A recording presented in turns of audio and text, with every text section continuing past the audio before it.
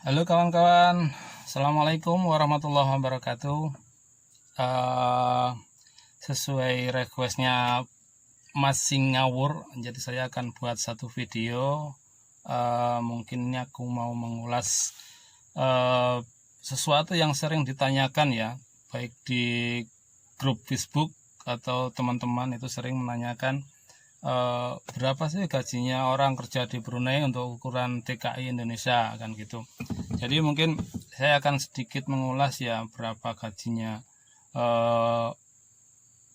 teman-teman di Brunei. Jadi kan sudah jadi rahasia umum, sudah terkenal juga sebenarnya ya. Kalau BMI, Buruh Migran Indonesia yang di Brunei itu gajinya itu paling minim, paling murah gitu. Maksudnya paling minim, paling murah itu dibanding dengan negara-negara lain, negara tetangga, misalkan seperti Korea, Hong Kong, Taiwan, bahkan dibandingkan dengan Malaysia, gajinya BMI Brunei itu lebih rendah, jadi lebih minim gitu.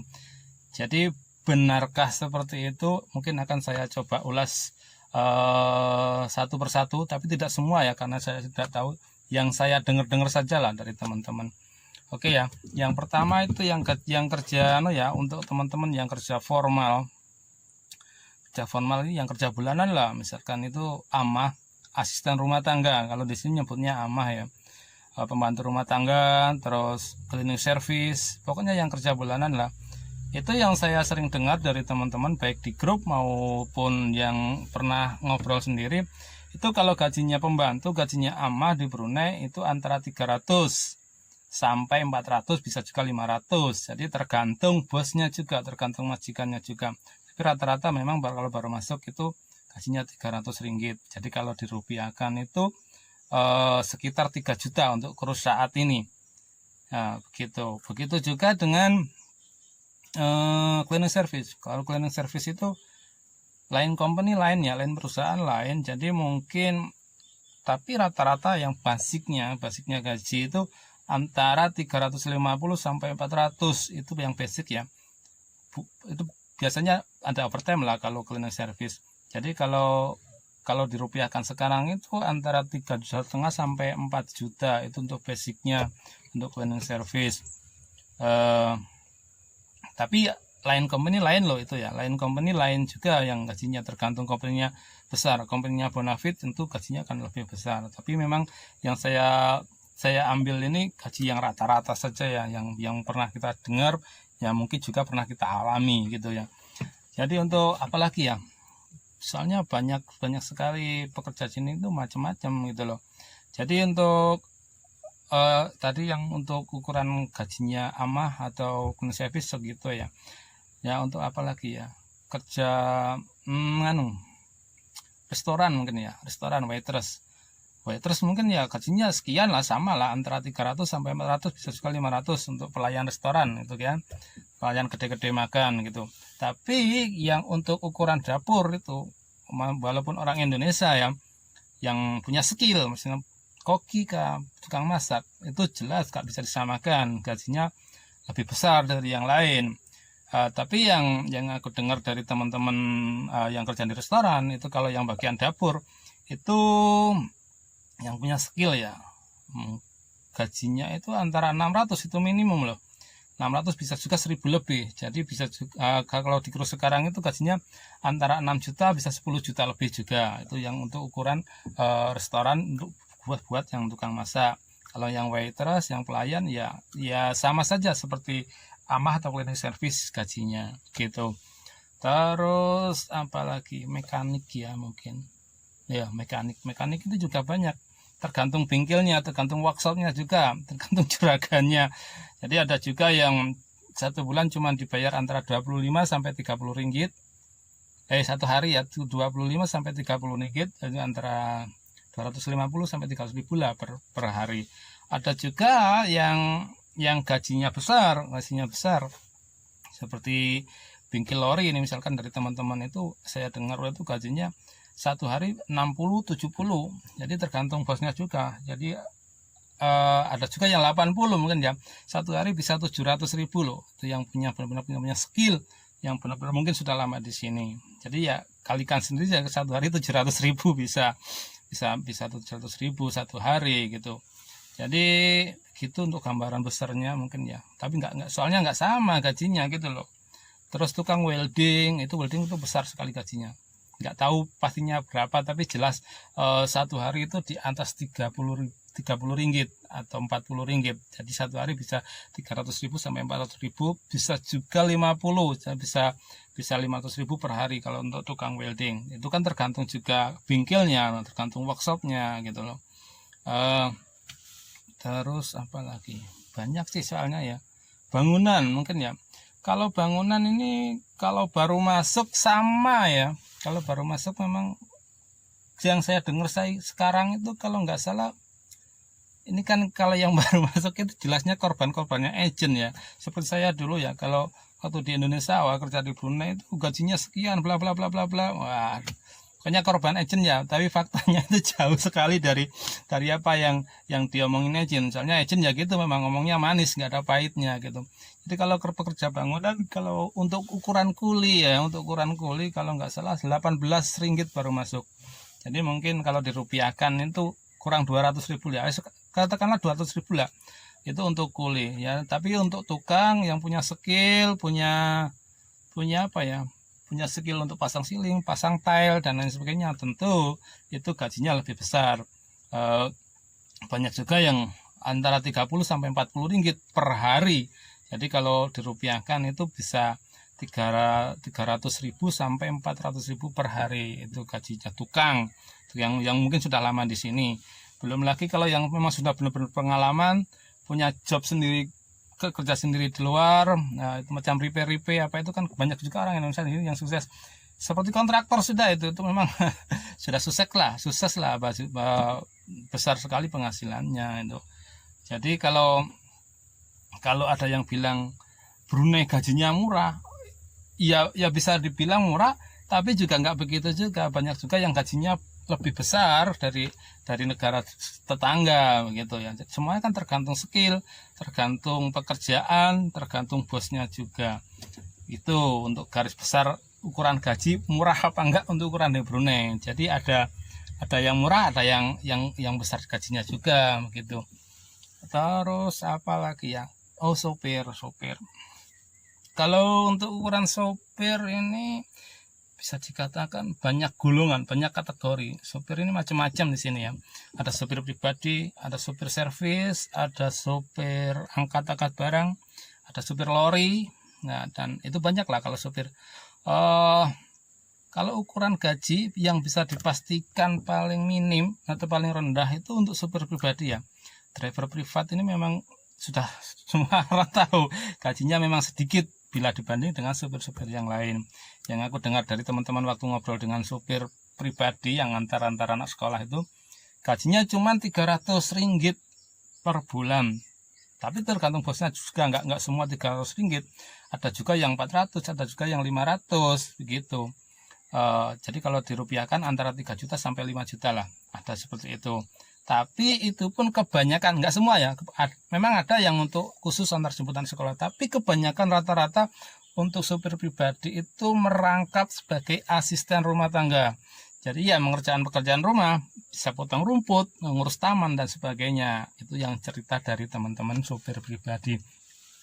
Terus sopir apa ya, sopir servis. Kalau ini saya pernah mengalami dulu, mungkin sekitar 9 atau 8 tahun yang lalu lah. Saya pernah jadi supir servis antar jemput karyawan, antar jemput staf ya, antar kerja, terus sore sama malam ambil lagi, antar orang overtime. Dulu saya pernah digaji 450 ringgit. Jadi digaji 4 juta setengah. Untuk kru saat ini 4 juta setengah lah. Itu untuk supir servis. Tapi itu company saya. Tapi soalnya kalau ada company yang lebih besar, lebih bonafit, itu gajinya juga lebih besar. Apalagi kalau yang buat antar jemput karyawan itu nyopir bis, itu tentunya gajinya lebih besar. Bisa minimal basicnya mungkin 700 ya, 7 juta, bisa sampai 1000, bisa sampai 10 juta. Itu untuk ukuran sopir servis. Kalau yang angkat-angkat barang itu kan pakai pickup kebanyakan ya. Pickup itu kalau di sini, kalau di Indonesia itu sama itu loh. Mitsubishi Canter, Mitsubishi Canter itu sama Isuzu itu di Indonesia itu yang biasa pakai meteran, di sini nyebutnya pickup, yaitu yang buat angkat barang. Itu cerita dari teman-teman supir, gajinya antara 600 sampai 700 gitu. Nah, untuk apalagi ya, supir lori. Supir lori. Kalau supir lori ini kebanyakan itu komisi ya, supir lori. Jadi kalau yang tire 10 sama tire yang ban 10 sama yang tire 8 itu rata-rata sama lah, tergantung proyeknya rame apa enggak ya. Jadi soalnya gajinya kan muatan, sekali narik itu berapa komisinya kan begitu. Tapi cerita dari teman-teman supir lori itu yang pernah ngobrol itu tidak kurang ya, sekurang-kurangnya 1 bulan bisa menerima 800 ringgit. Tapi kalau lagi rame proyek, lagi rame muatan, bisa sampai 1.500 bahkan sampai 2.000. Jadi kalau dirupiahkan itu mungkin sekitar antara 8 juta bisa sampai 15 juta, bisa sampai 20 juta. Itu tergantung bosnya, tergantung ramainya proyek. Soalnya kalau supir lori itu komisi rata-rata ya, kebanyakan rata-rata. Ada juga yang bulanan, tapi kalau yang bulanan itu mungkin sekitar 800-an kalau nggak salah. Apalagi supir kontainer, ini pasti yang pasti gajinya besar ya. Supir kontainer itu kalau dari cerita teman yang supir ya pernah, ya entah benar apa enggak, tapi dia cerita ke aku kalau kontainer itu juga komisi gitu. Soalnya di pelabuhan itu muatan pun kadang ya berbelut juga. Jadi tapi itu antara kalau per bulan bisa mendapatkan komisi antara 1.000 sampai 1.500 2.000. Jadi kalau pokok gaji gambaran gajinya itu minimal 10 juta lah, 10 juta bisa sampai 20 juta, tergantung muatan ramenya gitu. Kalau itu supir kontainer. Untuk supir apa ya? Yang pastikan besar gajinya itu kalau di sini orang semua sudah tahu, supirnya Shell. Supir Shell itu kalau di Indonesia itu supir tangki Pertamina yang nyuplai minyak ke pom-pom, itu namanya di sini Shell, yaitu supir Shell. Itu saya pernah dengar sendiri dari supirnya ya, orang Indonesia. Memang banyak kan orang Indonesia juga di sini supirnya itu Shell. Gaji basicnya itu, gaji pokoknya itu 2.300. Ada insentif lagi itu 700. Jadi gajinya itu gaji basicnya itu 23 juta. Kalau insentifnya 707 juta. Jadi kalau ngumpul itu memang bisa sampai 30 juta itu gajinya supir Shell. Tapi ya insentif tadi yang saya bilang 700 itu menurut supirnya itu tidak selalu keluar. Jadi kalau dalam 1 bulan ini ada kesalahan kerja, itu insentif tidak keluar. Tapi kalau tidak ada kerja bisa keluar. Jadi begitu gambarannya. Tadi sudah banyak saya bahas. Mungkin ada lagi yang lain-lain, tapi mungkin saya nggak tahu ya. Tapi untuk satu lagi apa? Saya sendirilah pribadi banyak yang tanya, gajimu piro sih, bayaranmu piro. Jadi begini teman. Jadi kalau untuk saya pribadi, jujur ya, untuk ukuran supir lori ya, supir truk puso, gaji saya itu paling minim. Maksudnya itu bila dibanding dengan supir-supir lain. Supir-supir lain itu gajinya besar-besar. Kalau gaji saya memang minim sekali, gaji saya paling minim untuk ukuran supir lori ya. Untuk saya akui paling minim. Tapi ada satu yang mungkin tidak didapat dari teman-teman lain, yaitu kenyamanan dan keringanan kerja. Jadi saya ini mungkin terlalu nyaman di zonaku saat ini. Jadi tidak berani out of the box. Jadi belum berani keluar kotak. Jadi belum berani keluar untuk cari kerjaan lain. Sebenarnya ada juga sih plan-plan seperti itu. Maksud saya kenyamanan dan keringanan gini, soalnya satu fasilitas saja ya. Misalkan kalau orang Indonesia kan, kalau sopir contohnya, kalau lagi off day, lagi libur, lagi mau kemana-mana, mau butuh apa, kan kita butuh kendaraan juga kan. Kalau saya kan bebas gitu loh, mau kemana-mana nggak bingung, kendaraan pribadi punya bos, saya pakai kapanpun, every time lah, bebas sekali. Saya nggak pernah ada keluhan kalau soal itu. Semua free, semua gratis, mulai solar, bensin. Memang saya kerusakan mobil nggak begitu mikir, nggak mikir, semua gratis, saya tinggal pakai saja mobil gitu kan.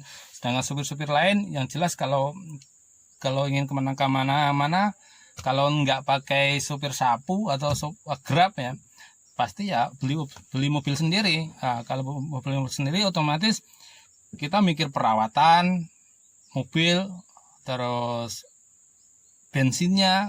Kalau keluar tentu kita ada pengeluaran itu yang membedakan saya dengan teman-teman supir lain. Jadi kenyamanan penjenengi dalam kerja, saya pun nggak ada tekanan kerja. Jadi kalau soal kerja itu ya memang gimana ya, kerjaan saya ini terlalu nyaman, maksudnya ini 2 jam 3 jam kerja saya sudah habis.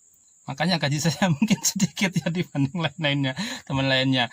Jadi gak ada tekanan kerja, sedangkan yang lain mungkin gajinya besar tapi tekanan kerjanya juga berat gitu. Kalau saya nggak ada tekanan kerja, seperti punya sendiri. Bahkan bos pun terserah, kalau asal customer nggak komplain berat gitu, semua diserahkan sama aku gitu. Begitulah teman, kalau bahas soal gaji di Brunei kan banyak yang mengerti kalau gaji di Brunei itu murah gitu kan. Dan jadi saya bisa jelaskan itu, kesimpulannya memang bisa dikatakan murah, tapi nggak semua murah. Gajinya juga banyak yang bergaji tinggi, bahkan melebihi di Taiwan dan melebihi di Hongkong juga ada banyak. Nah, begitu saja teman-teman, mungkin yang bisa saya sampaikan untuk video kali ini. Mungkin di lain waktu saya akan bahas yang banyak ditanyakan teman-teman ya, itu mungkin soal gimana sih bisa kerja di Brunei, bagaimana prosesnya. Mungkin sebagai nanti kalau ada waktu lagi saya akan coba ulas atau coba bagikan pengalaman saya pribadi waktu proses ke sini. Gitu ya teman-teman, sekian cukup kali ini video dari saya, semoga bisa menambah pengetahuan saja. Jangan lupa selalu bersyukur dan berbahagia. Assalamualaikum warahmatullahi wabarakatuh.